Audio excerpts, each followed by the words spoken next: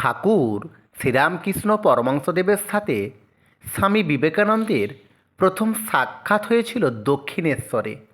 প্রথম দেখাতেই রামকৃষ্ণদেব অন্তর্দৃষ্টি দিয়ে বিবেকানন্দকে দেখেন এবং বুঝতে পারেন একমাত্র এই ছেলেটাই পারবে সনাতন ধর্মকে বিশ্বের দরবারে পৌঁছে দিতে।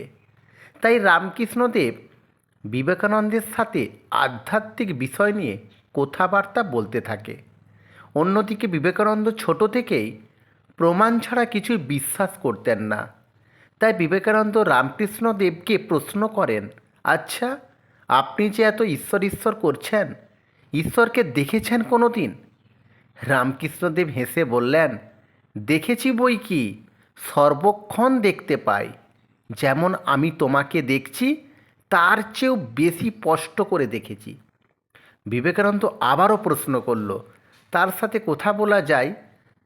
শ্রীরামকৃষ্ণদেব বললেন, যাই বই কি, যেমন তোমার সাথে কথা বলছি ঠিক তেমনভাবেই কথা বলা যায়।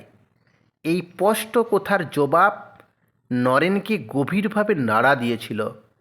তাকে আজ পর্যন্ত শ্রীরামকৃষ্ণদেব ছাড়া আর অন্য কেউ এত স্পষ্টভাবে উত্তর দিতে পারেননি। শুরু হলো বিবেকানন্দের আধ্যাত্মিক চিন্তা ভাবনা, কিভাবে তিনিও ঈশ্বরকে দর্শন করতে পারবেন এবং ঈশ্বরের সাথে কথা বলতে পারবেন।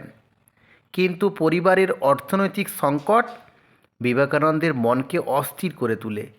চাকুরির খোঁজ করতেও হয়েছিল এক সময় পরিবারকে বাঁচানোর জন্য বিবেকানন্দকে। এরপর শ্রীরামকৃষ্ণদেব বিবেকানন্দকে দেখা করতে বলে। বিবেকানন্দ শ্রীরামকৃষ্ণদেবের কাছে আসেন এবং বলেন, আপনার মাকে বলুন না আমাকে কিছু অর্থর ব্যবস্থা করে দিতে। নিত্য অভাব, দুবেলা দুমুঠো খাবার সমস্যা হচ্ছে। রামকৃষ্ণদেব জানায়, আমি কেন বলবো, তুই গিয়ে মায়ের কাছে চেয়ে নে।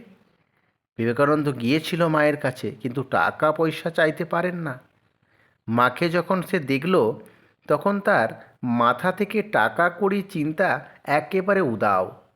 মায়ের সামনে বিবেকানন্দ চাইল, মা, আমায় জ্ঞান দাও, বুদ্ধি দাও, বিবেক দাও, সাহস দাও। এরপর মায়ের কাছ থেকে বেরিয়ে আসার পর শ্রীরামকৃষ্ণদেব জিজ্ঞাসা করেছিলেন, কিরে নরেন, মায়ের কাছে কি চাইলি? সেদিন বিবেকানন্দ কোনো উত্তর না দিয়ে চলে যান। পরে তিনি রামকৃষ্ণদেবকে জানান, মায়ের কাছে তিনি টাকা কড়ি চাইতে পারেননি। রামকৃষ্ণদেব হেসে বললেন, জানি রে জানি, তুই চাইতে পারবি না। বিবেকানন্দ ঈশ্বরকে দেখার জন্য অস্থির হয়ে পড়েন।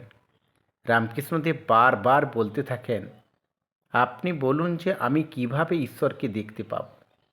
রামকৃষ্ণদেব বললেন, পরীক্ষায় 100-তে 100 পেতে গেলে তাকে সমস্ত বই পড়তে হবে, তবেই 100-তে 100 পাওয়া যায়।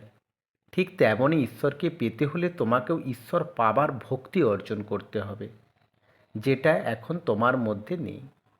বিবেকানন্দ বললেন, সেটা কি? রামকৃষ্ণদেব বললেন, যখন ঈশ্বরের চিন্তায় তোমার মন ব্যাকুল হয়ে উঠবে, মনটা আকুপাকু করবে, তখন তুমি জানবে ঈশ্বরের দেখা পাবে। বিবেকানন্দ বললেন, মনটা আকুপাকু কখন হয়?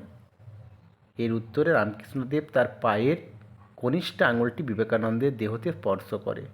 স্পর্শ করা মাত্রই বিবেকানন্দ ছটপট করতে থাকে, ত্রিভুবন দেখতে থাকে বিবেকানন্দ। রামকৃষ্ণদেব বিবেকানন্দকে জিজ্ঞাসা করেন, কিরে নরেন, কেমন লাগছিল? বিবেকানন্দ বলছে, ও ঠাকুর, আমার মনে হচ্ছিল এই বুঝি প্রাণটা শরীর থেকে বেরিয়ে যাবে। তখন রামকৃষ্ণদেব বলেন, হ্যাঁ, ঈশ্বরের জন্য যখন তোমার মন এই রকম করবে তখন তুমি ঈশ্বরের দেখা পাবে।